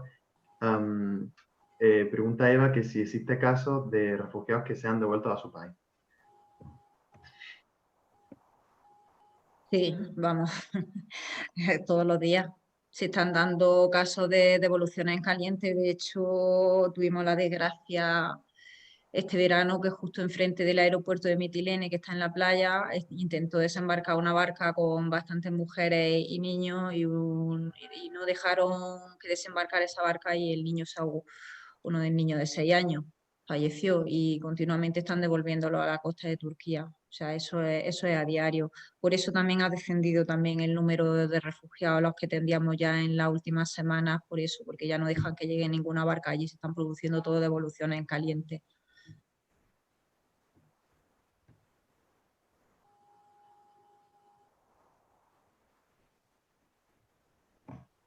Vale.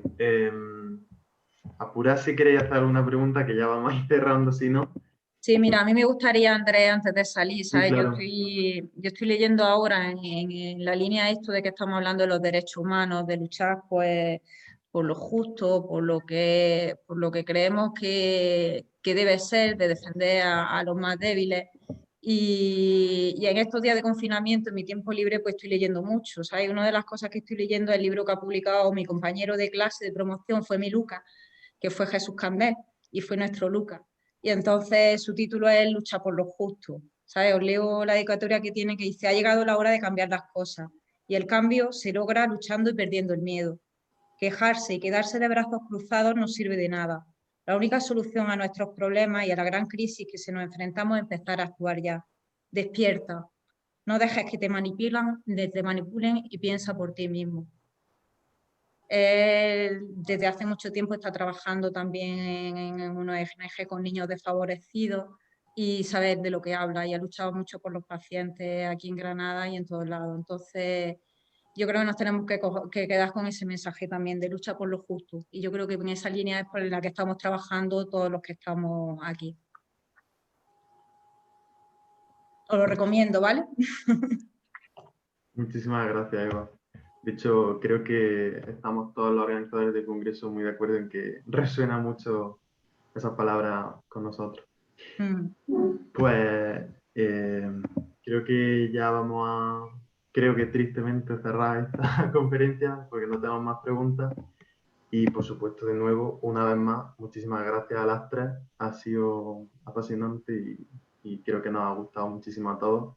Muchísimas gracias por vuestro trabajo y esperamos poder veros algún día de manera presencial, por supuesto. Muchísimas gracias, a A todos. vosotros. Gracias Bueno, a un vosotros. abrazo a todos. Vale, Gracias. hasta pronto.